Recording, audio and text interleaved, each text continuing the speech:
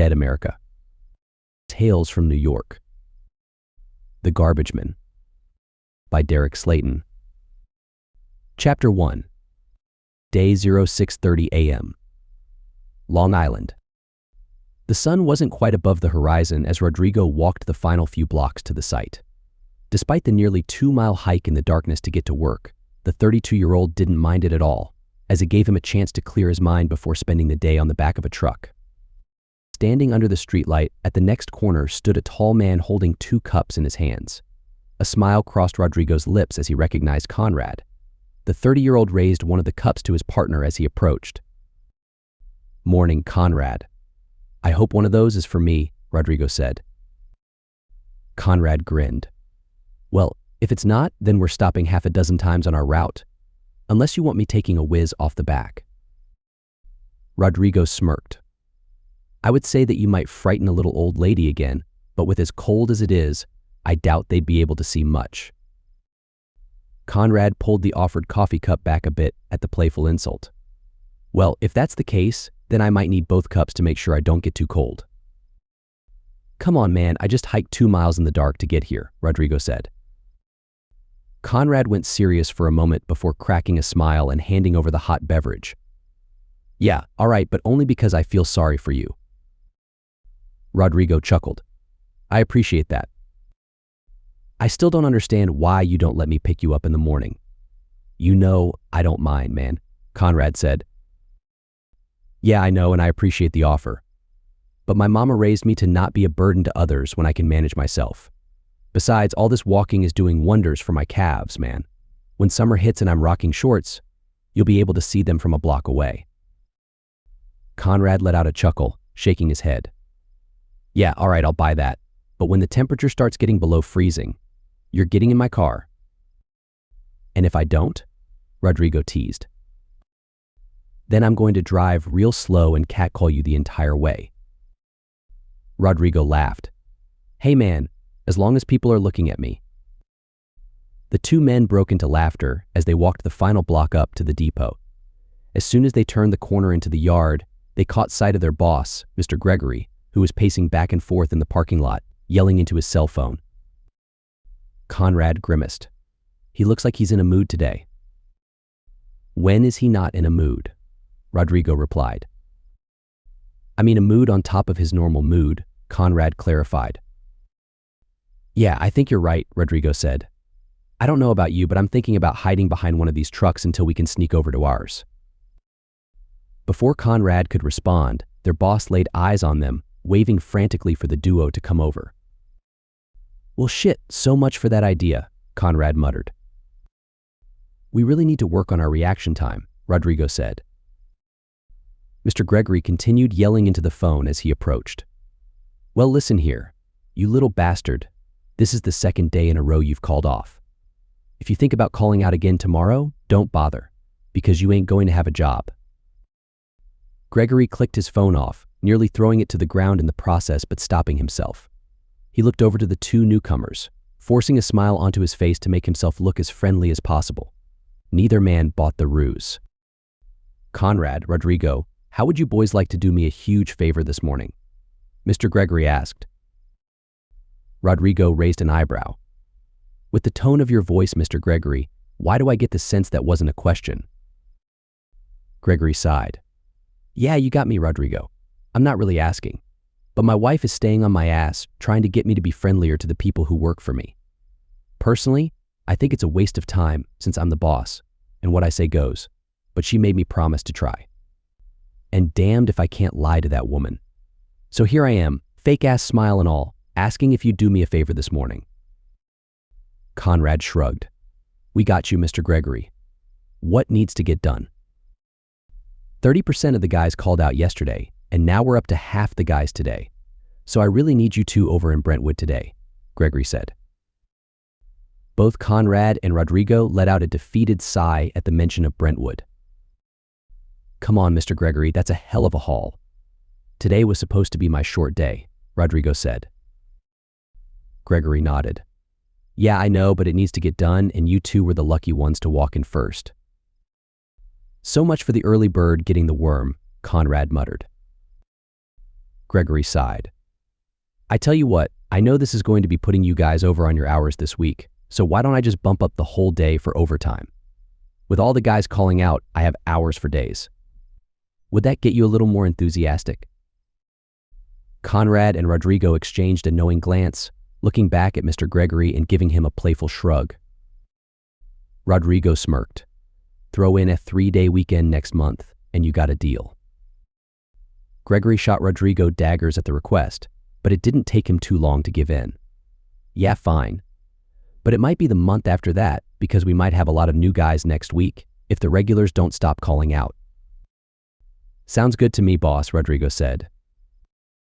Good. Take truck 6 and get out of here, Gregory said. Appreciate it, boss. Have a good morning, Conrad said. Mr. Gregory nodded as his phone began to ring again, turning to answer it. He got a couple of steps away before the yelling began, prompting Rodrigo and Conrad to pick up the pace over to their truck. Conrad sighed. It's going to be a long-ass day, buddy, but I think we're coming out ahead. Hell yeah. A little extra scratch and a 3-day weekend. Let's get to it, Rodrigo replied. The two men found their way to their truck, jumping into the cab and firing it up. They let it idle for several minutes before pulling out of the depot, flicking the heat onto high blast to turn the front compartment into a sauna. The drive to their route in Brentwood took half an hour, just long enough for the sun to climb over the horizon. Normally there was a lot of traffic in the neighborhood, however. This morning, it was quiet. Both men looked around, seeing most of the cars sitting idle in the driveways, with only a couple of them passing. Conrad frowned. Man, looks like it's not just our guys playing hooky today. Rodrigo's gaze shifted. I don't think they're playing hooky, Conrad. Look at this side of the street. Conrad took a longer look along the side of the road, letting out a laugh when he only saw 3 trash cans that had been rolled out to the curb. If the other streets are like this, we're going to be wrapped up at noon. The hell we are, Rodrigo retorted. We're getting overtime for running this route. I'll take that trash out of the bin one piece at a time if I have to. Conrad chuckled. Or, we can run through it then go grab a long lunch. Rodrigo thought about it for a moment before the realization hit him. With a laugh, he opened the door to hop out. Yeah, I like your idea better. Let's do that. You take the first hour outside, and I'll get the next, Conrad asked. Sounds good to me. Let's get this knocked out, because I hear a plate of supreme nachos calling my name. Hell, I was thinking steak, but I think nachos might be the way to go, Conrad said. Steak nachos? Rodrigo suggested. See, man, that's why we're a great team, Conrad said. Rodrigo jumped out of the cab and strolled to the back of the truck, smacking it on the side to get his partner to begin rolling forward. After a couple of houses they made their first stop, the experienced Garbagemen grabbing the can and dumping it into the back. Rodrigo set the can back down on the ground, knocking on the side to get his partner to move up to the next house. Before they could get too far, a loud whistle pierced the air from behind them. Hey, trash guy, don't you go anywhere, a voice bellowed. Rodrigo smacked on the truck to get Conrad to stop before turning around to see a middle-aged man in a suit waving frantically at him. Yeah, that's right, you stay right there. The man continued, marching up the street, his face getting redder with every step. Can I help you? Rodrigo asked. Yeah, you can do your job and take my trash. You were supposed to do it yesterday. The man snapped. Rodrigo looked past the man, who wasn't dragging his bin behind him. Let's get something straight. My coworker was supposed to do it yesterday, but they called out. So I'm doing everybody a favor by doing it today. Now, if you'd like to dial it back a bit, I'll wait for you at the next house so you can run back home and grab your can. But if you raise your voice to me again, you'll have to catch me at the end of the block. Do you understand what I'm saying? The man took a deep breath, doing his best to calm down. Even though it went against his nature, the man forced out an apology. I'm sorry I got 2 sick kids at home and not having a good day. Thank you. I'll be right back. It's cool, man. Now we're going to roll up to that next house, and I'll give you a couple of minutes, Rodrigo said. The man nodded at Rodrigo before walking back to his house with his tail between his legs. With another smack on the side of the truck, Conrad pulled up to the next house. Rather than grab the can, however, Rodrigo poked his head around the corner, getting his partner's attention in the mirror. "You good back there?" Conrad asked. "Yeah, the neighbor's having a bad day, so I told him I'd give him a minute to grab his can," Rodrigo said. "I didn't peg you as a softie," Conrad teased. Rodrigo playfully flipped off his partner before going to the other side of the truck and grabbing the can. After dumping it in, he hit a button on the side of the truck, activating the compactor.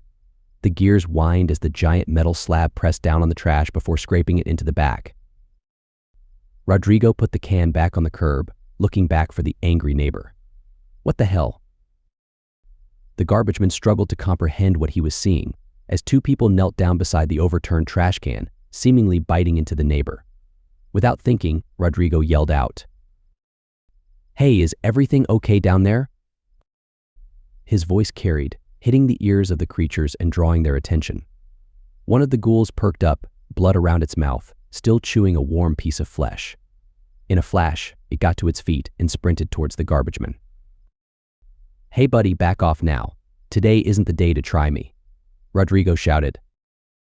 His threats did nothing to deter the creature from quickly closing the distance between them. Within seconds, the ghoul lunged at Rodrigo with murderous intent in its eyes.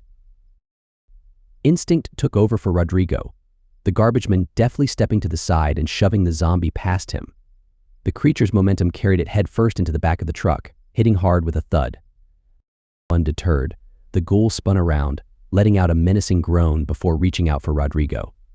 Rather than run, the garbageman swung his fist, connecting on the bridge of the creature's nose. The blow was forceful enough to crack the bone and send the zombie tumbling back into the truck. As it flailed about, its hand hit the compactor button, sparking it to life. Before Rodrigo could do anything, the top plate pressed down on top of the ghoul. "Jesus Christ," Rodrigo exclaimed. The garbageman reached for the stop button, only to have his hand smacked away by the zombie. "I'm trying to help you, man," Rodrigo said. The creature flung its arms again, nearly grabbing onto Rodrigo, who responded with a forceful shove to get it away from him. A moment later, the metal slab pressed down onto the creature, sending the sound of cracking bones echoing throughout the back of the truck. Rodrigo stood there for a moment, trying to comprehend what just happened. His concentration was broken by the unsettling sound of moaning coming from the house behind him. "Oh my God." Chapter 2. Rodrigo stared towards the fallen neighbor, frozen in place by a combination of confusion and fear. Another zombie sprinted towards him at an alarming pace, rage and hunger filling its eyes. Like the crushed ghoul in the back of the truck, blood soaked into the creature's clothes. Suddenly, an unexpected whistle resonated from the front door of the house they were parked in front of. A full-throated taunt followed from a large man holding a baseball bat who was emerging from his house with purpose. "Hey, come get a piece of me, asshole," Albert shouted. The creature reacted to the noise, diverting away from the garbageman and sprinting towards the homeowner. A grin flashed across Albert's face as he stepped up towards the ghoul, swinging his bat across his body as it approached. The barrel smacked into the side of the zombie's head, caving it in and sending the ghoul collapsing to the ground.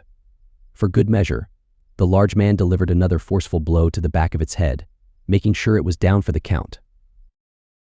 Rodrigo watched in awe as the bat-wielding homeowner strolled over to him. "Are you all right there, buddy?" Albert asked. "Yeah, I am. Thanks for helping me out there," Rodrigo replied. "Sure thing. I'm Albert." "Rodrigo. So Albert, do you know what the hell is going on?" Rodrigo asked.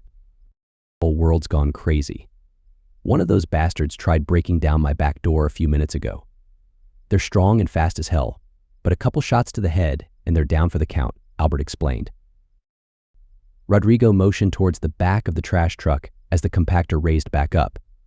Both men recoiled a bit as smushed chunks of flesh dripped down from the slab of metal as it rose back up. "That worked pretty well too," Rodrigo said. "I can see that. Not exactly practical though.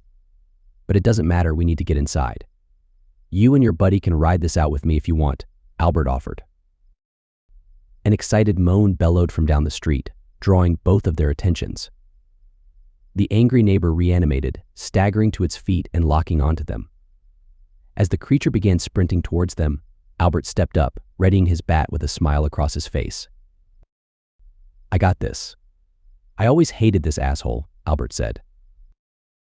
Albert stepped up, getting into a proper batting stance as he awaited the reanimated neighbor to get close. Once it was within range, he swung the bat hard in a downward motion, connecting at the side of the creature's knee. Rodrigo winced at the sound of the bone snapping in two, stepping to the side as the ghoul slid across the pavement. He quickly scrambled over to Albert's side, both men watching as the zombified neighbor tried to get back to its feet, only to fall flat on its face as the broken leg gave way. "It looks like that hurt, but he doesn't seem to think so," Rodrigo commented. Both men continued staring at the wounded creature, watching it stand and fall again. As they continued their morbid show, Conrad exited the vehicle and marched to the back of the truck. "Come on, man, what in the hell is going?" Conrad stopped mid-sentence once he spotted the zombified neighbor struggling to stand on one good leg.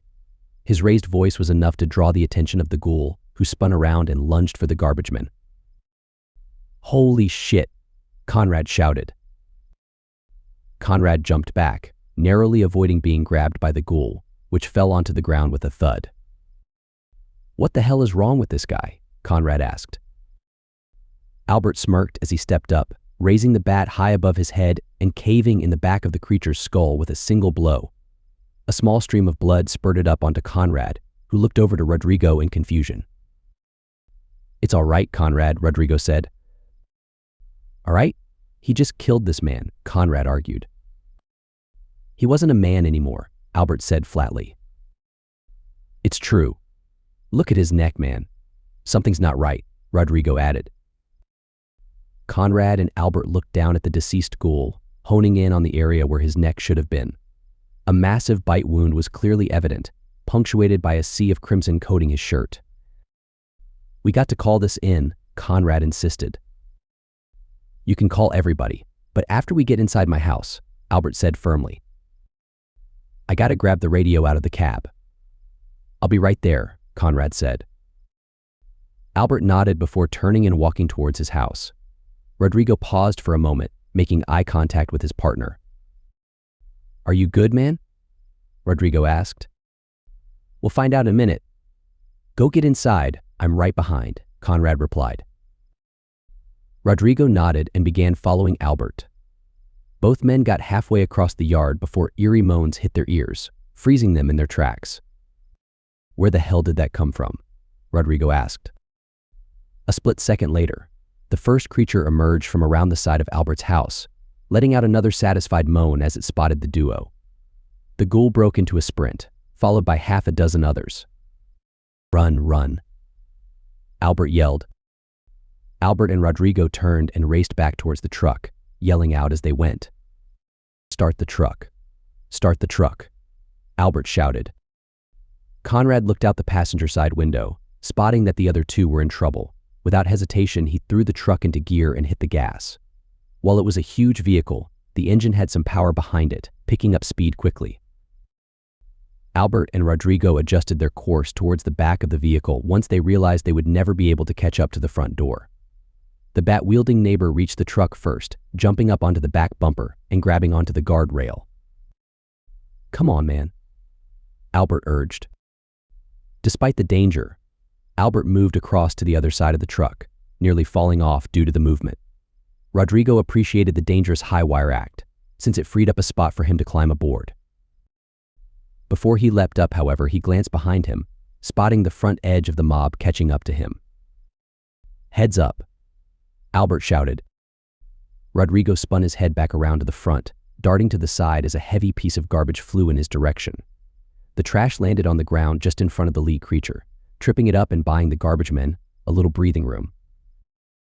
"Get your ass up here, man," Albert shouted again. Rodrigo pumped his legs a little harder, closing the distance and jumping up.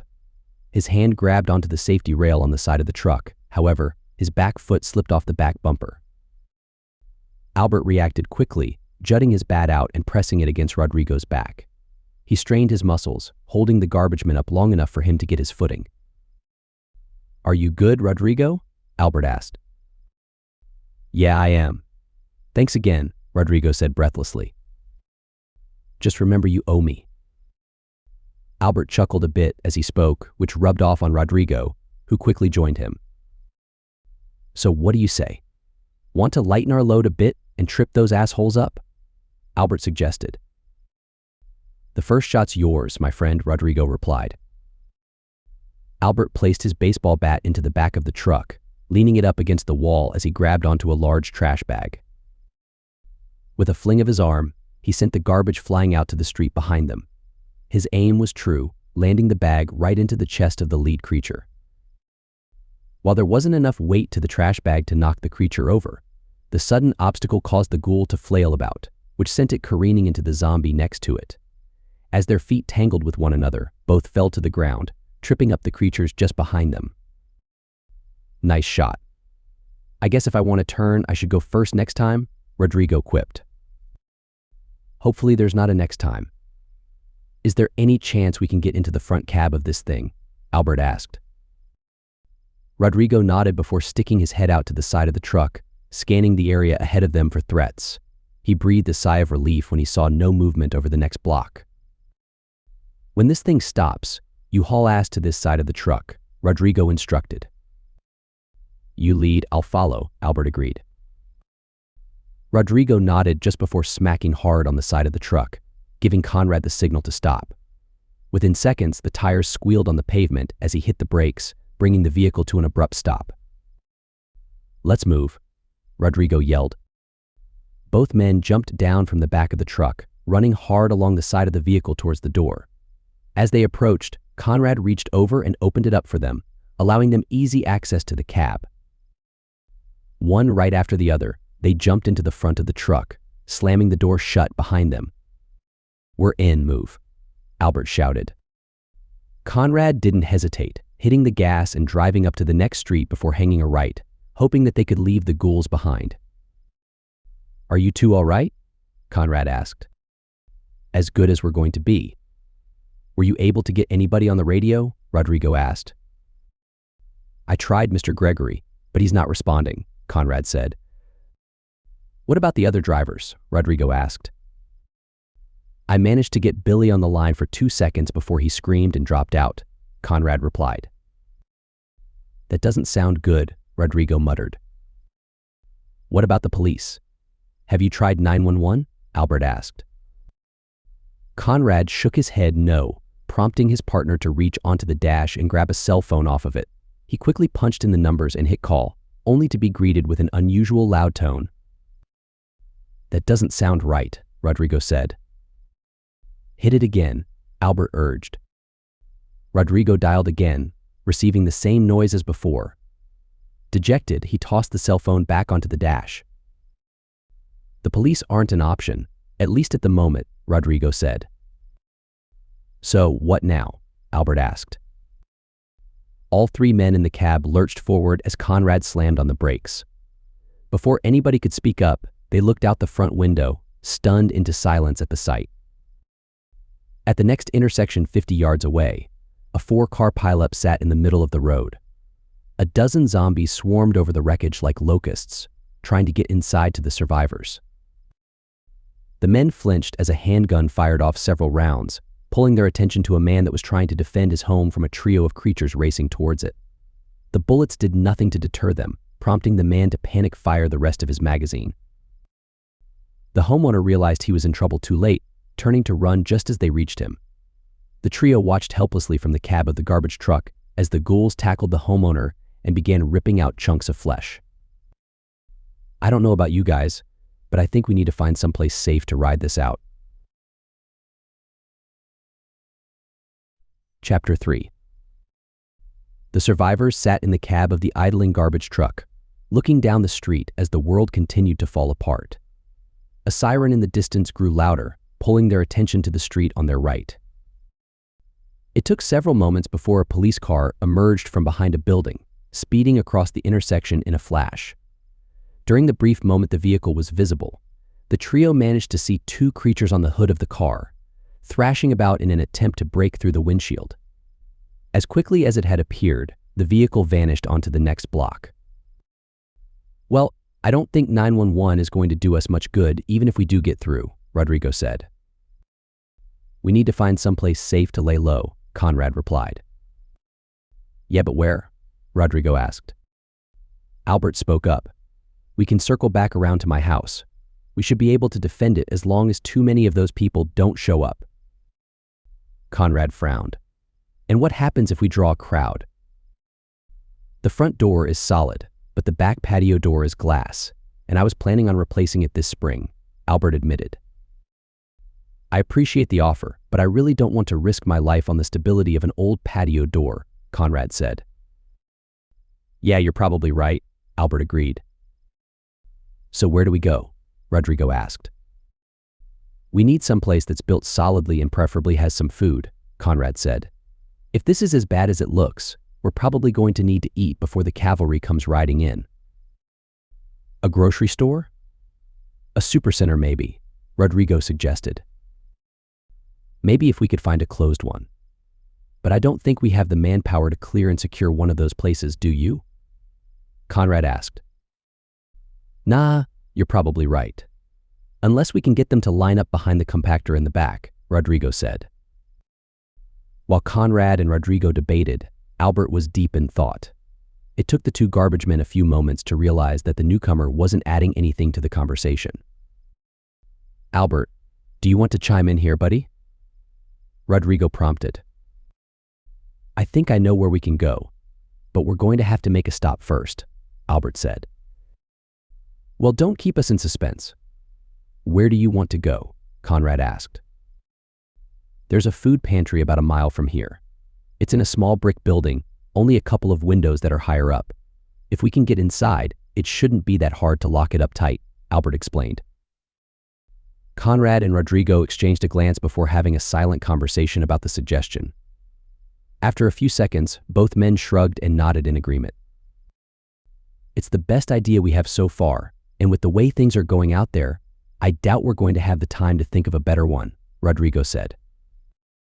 "Okay, I'm in. So how do I get there?" Conrad asked. "I told you, we have to make a stop first," Albert reminded him. "For what?" Conrad asked. "The owners. They're a couple of friends of mine, and they have the keys. But there's a problem," Albert admitted. "There usually is," Conrad muttered. "They live in a third-floor apartment, but the good news is, their place is on the way," Albert said. Conrad went deep into thought for a few moments before smirking. "Oh, I know that look. Spill it," Rodrigo urged. "I know how we can get to them without risking our own skin." "Give them a call and let them know that we're on the way," Conrad said. "Can I use your phone?" Albert asked. "Have at it," Conrad replied. Albert nodded and picked up the phone, punching in the number and dialing up his friends. While he did that, Conrad hit the gas, making the turn onto the first road he came across to avoid the zombie-infused congestion on the block ahead. "So what are you thinking, man? Getting up to the third floor isn't going to be easy," Rodrigo said. Conrad kept his head on a swivel as they went, looking between every building as if he was searching for something. "Well, if I can find what I'm looking for, then it's not going to be an issue," Conrad replied. Conrad let out a frustrated grunt as he hit the gas, blowing through the next intersection. "So what are you looking for?" Rodrigo asked.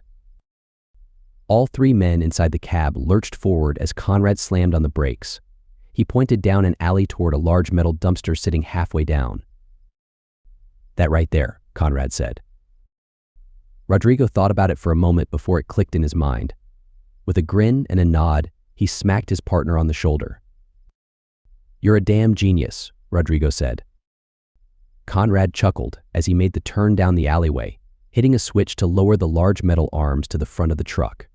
He continued inching down the street, lining up the arms with the dumpster. With practiced ease, he slid them right through the slots. "First try." "Hell yeah," Conrad said. Conrad hit the switch, raising the dumpster off the ground into the air above them. When it hit the apex, he stopped it, looking up towards it. I don't know if it's going to reach all the way up to the 3rd floor, but it's going to be damn close, Conrad said. Okay, they said they'd be ready for us when we get there, but we need to hurry, Albert said. Why? Rodrigo asked. Apparently it's bad on the street where they are, Albert explained. Better not waste time then. Where are we going? Conrad asked. Just pull forward to the next street and hang a right. It's not too much further, Albert said. Conrad nodded and did as instructed, making the turn onto the next road but stopping after less than half a block. What's the problem? Albert asked. Look up ahead on the right. The car, Conrad said. The other two stared out into the distance, locking onto a wrecked vehicle on the right side of the street. Half a dozen zombies pressed up against the windows, completely surrounding the car. Inside, however, they spotted a young woman waving her hands frantically, trying to get their attention. That can't be a good situation to be in, Rodrigo said. Which is why we're going to help out, Conrad replied. How? Rodrigo asked. Conrad hit the switch on the dumpster, lowering it down toward the ground but keeping it a few feet in the air. I've always wanted to do this. Hang on, Conrad said. Conrad laid on the horn, letting the young woman know that they were coming to help. He slammed on the gas, picking up speed quickly as he lined up his makeshift battering ram toward the side of her vehicle. The impact was jarring as the front edge of the dumpster made contact with a ghoul that had broken away from the pack. While the sound was horrific, like a sack of wet sand landing on the ground, it did nothing to slow the mammoth truck down. Conrad's driving skills were on full display as the dumpster plowed through the other few creatures on the driver's side door. He didn't allow the truck to get too far past the car, quickly slamming on the brakes and throwing it into reverse. He turned to Albert, who was next to the passenger side door, speaking with a hint of playfulness. Albert, are you going to be a gentleman or not? Conrad asked. It took a moment for Albert to understand the request. Oh, right, sorry. Albert looked down at the woman's car that was just a few feet away from them. He opened the door slightly, checking both ways to make sure zombies weren't able to reach him. Hey lady, do you need a ride? Albert called out. A split second later, the back driver's side door flung open, and a young woman darted out, moving with haste toward the cab. Albert reached his hand down, grabbing onto hers and pulling the young lady into the front of the garbage truck. She's in. Go, Albert shouted. Conrad slammed on the gas while raising the dumpster back over the top of the truck. The vehicle bumped around as it rolled over a couple of downed creatures but quickly settled, which was more than could be said about the cab. The young woman struggled to get situated, laying across Rodrigo and Albert after diving into the cab for safety. After a few moments of maneuvering, she settled in between the two men. Thank you so much for doing that. I didn't know how I was going to get out of that, the young woman said. It's our pleasure, miss, Rodrigo replied. Please call me Presley, she said. It's nice to meet you, Presley. I'm Rodrigo, the driver here is Conrad, and that's Albert, Rodrigo introduced. The two other men gave the young woman a friendly nod before the conversation continued. So Presley, are you okay? Albert asked. Yeah, I think so, Presley said. The young woman felt around her head, looking for blood, relieved to find none. I was on my way to the office when one of those people ran out in front of me. I swerved, hit the pole hard, which did a number on my car. By the time I came to my senses, half a dozen of them were trying to break in, Presley explained. Presley spoke calmly, but as she spoke the words aloud, it was as if her mind was finally processing the incident. Wait, what was wrong with those people? Something was really off about them. I know people up here can get aggressive, but I've never seen anything like that, Presley said. I wish we had something to tell you, Presley. But whatever is going on, it's bad, Rodrigo said. How bad? Presley asked. Bad enough that we're heading towards some place we can fortify and hunker down, Albert answered. Presley's face contorted as she went through half a dozen emotions in a matter of seconds. She tried to speak, but a collection of unintelligible words managed to escape her lips. Rodrigo chuckled as she trailed off. Yeah, that about sums it up, Rodrigo said. Don't worry, though.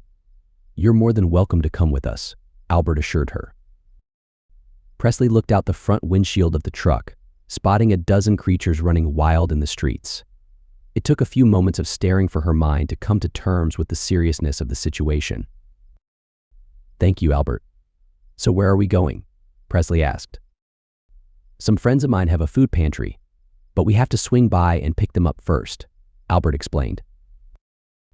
Don't worry, it shouldn't be that long until we're safely inside, Rodrigo said. The tires on the truck squealed as Conrad slammed on the brakes, pulling everyone's attention to the front. 2 blocks down the street were barely visible under the mass of creatures pressed up against the businesses on either side. So, Albert, is there another way around to get to your friends? Conrad asked. Albert let out a deep sigh before pointing to the left side of the street. 3rd floor, the white sheet hanging out the window, Albert said. Everyone leaned forward to get a better look, honing in on the bed sheet fluttering in the wind. Straight below it on the street were dozens of creatures, all of whom were trying desperately to break into the building. All right, well, this is going to be interesting. Go ahead and give them a call and let them know we're about to push up to them. Chapter 4. Conrad sat behind the wheel of the idling garbage truck, staring ahead at the mass of ghouls that stood between them and Albert's friends.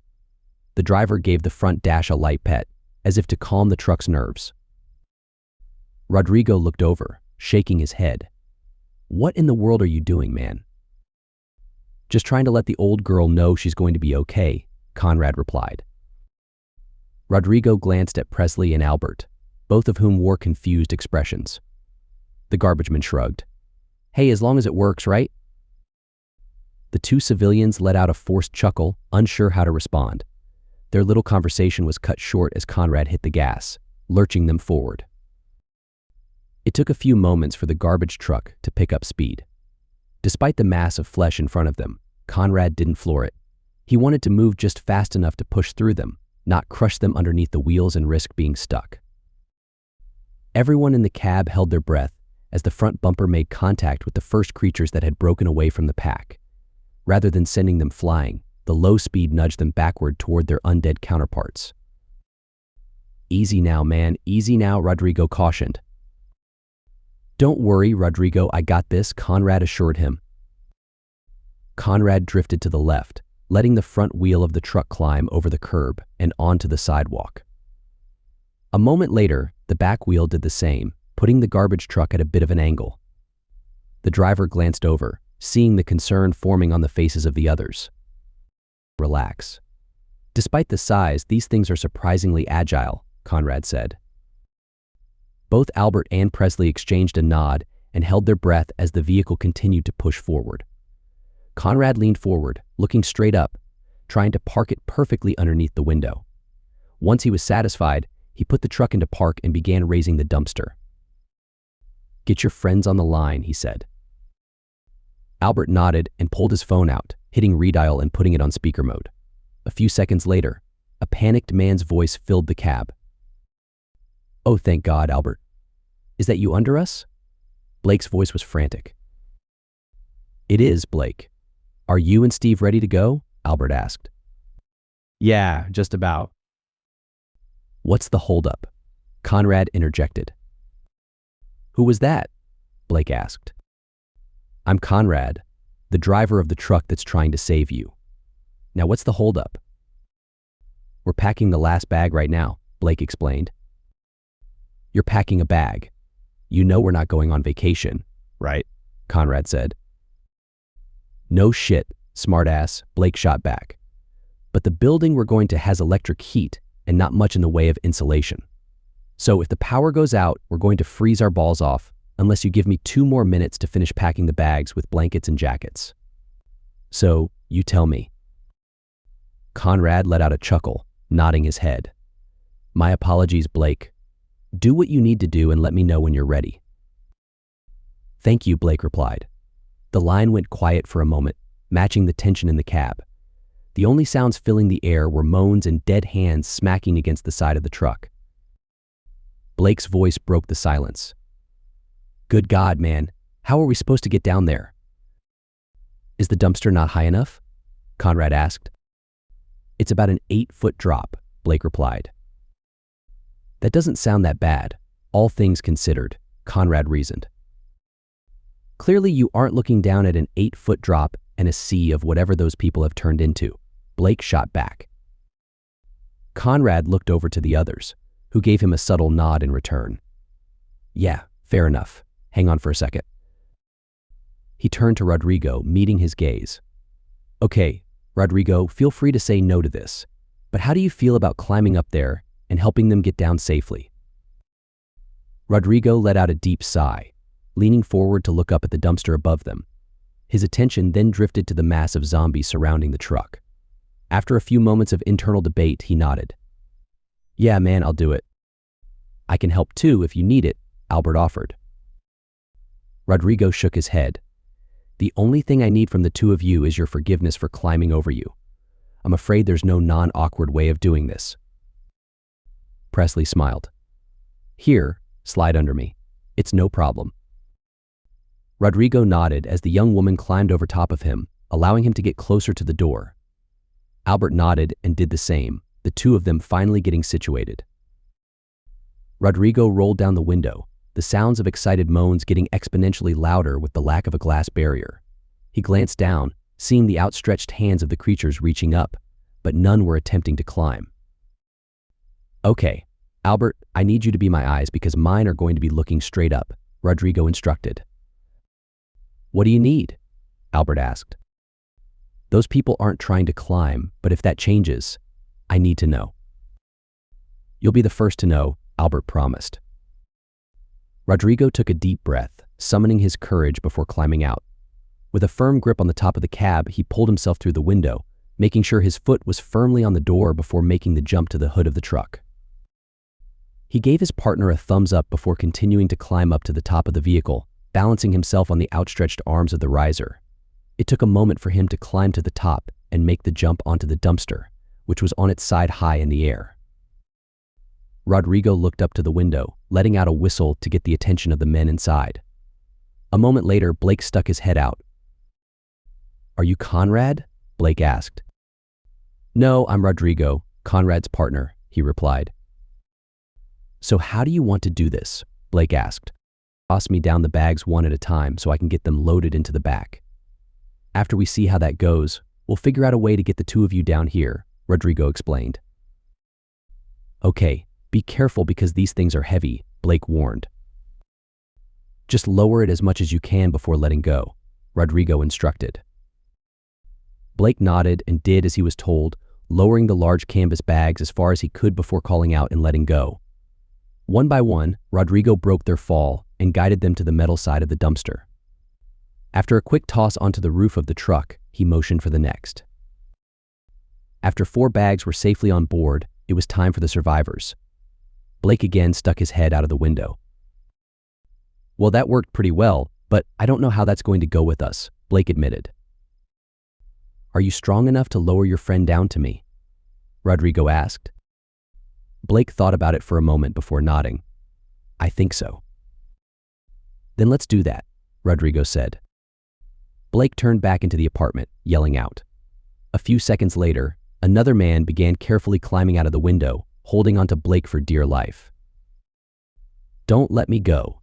Please don't let me go, Steve pleaded, his voice tinged with panic. Okay, Steve, I'm going to let you go. Are you ready? Blake asked. Not really, Steve admitted. Blake looked down. Rodrigo, are you ready? Let him go. I got him, Rodrigo called out. Blake nodded before letting go. While it was only a 4-foot drop, Steve hit hard on the dumpster, his ankle rolling on impact and causing him to stumble to the side. Rodrigo grabbed his arm as Steve's foot stepped off the dumpster, preventing him from falling into the sea of creatures below. I got you, Rodrigo yelled. Rodrigo strained to pull Steve back far enough for the man to steady himself. Once Steve was safely back onto the dumpster, both men collapsed in a heap, breathing heavy sighs of relief. Are you good, man? Rodrigo asked. Steve tried to speak but could only muster a simple thumbs up to let him know he was okay. With a pat on the chest, Rodrigo jumped to his feet and pulled his new friend up. "Come on, let's get your friend so we can get the hell out of here," Rodrigo said. Rodrigo and Steve got into position, waiting as Blake lowered himself as far as he could before letting go. Unlike his counterpart, he landed firmly on the dumpster with no issues. "There's not enough room in the cab, so we're going to have to ride in the back," Rodrigo said. "Yeah, that seems to be the way today is going," Blake replied. Rodrigo let out a chuckle as the three of them climbed down the rails and into the back of the truck. They situated themselves on a small ledge stretching out over the empty back half of the vehicle. Once they were in position, Rodrigo smacked his hand on the roof while yelling out, "We're good, Conrad. Let's go." The truck clicked into gear and slowly began moving again. Pulling off the sidewalk was a little bumpy, but once on the street it was easy for them to push through the mass of creatures. At the next intersection, Conrad took a right and floored it, trying to put some distance between them and the mob of ghouls that were in pursuit. It took several long, tense minutes before they had the food pantry in sight. At the corner of the next intersection sat a single-story brick building that looked like it had been there for decades. A handful of creatures roamed around the front of the pantry, however. It was nothing like where they had just come from. Blake smacked his hand on the roof of the truck, getting Conrad's attention. "Are you good back there?" Conrad asked. "Yeah, we're fine. But if you pull around to the back, there's a fence. It's not that tall, so we should be able to jump over from the truck," Blake suggested. "Sounds good to me," Conrad replied. Conrad drove the truck around to the back of the building, parking just beside the fence. With precision, he lowered the dumpster so that the top was just above the top of the fence. "We're good. Let's move before we draw a crowd," Conrad called out. Everyone moved with haste, the men in the back grabbing the canvas bags of goods and chucking them over the top, while the trio in the cab carefully climbed out and made their way to the dumpster. Working together as a team, everyone managed to get across to safety, with Rodrigo's feet hitting the ground just as the first zombie slammed into the fence. The creature thrashed about violently, shaking the chain link and drawing the attention of several more creatures that quickly joined the fray. "We need to get inside now," Conrad urged. Blake nodded and rushed up to the door, pulling out his keys and quickly unlocking it. Before he opened the door, Albert took point, pulling his friend back. "Let me go first. There may be someone inside," Albert said. "I doubt it. The night shift should have locked up at midnight and went home," Blake replied. "Still, let me go first," Albert insisted. Blake nodded and took a step back, allowing Albert to open the door. As the friendly neighbor stepped through, the low-hanging sun bathed the interior in light, immediately illuminating a pool of blood on the floor. "Oh my God," Albert whispered. Albert didn't have time to react as a zombie rushed him from the side, grabbing onto his arm and sinking its teeth into his bicep. He screamed out in pain as it ripped flesh from bone, just before being tackled to the ground by Conrad. The Garbagemen pinned the creature down, allowing his partner time to rush up and cave in the back of its head with a well-placed boot stomp. As the second boot strike finished off the creature, another moan emanated from inside.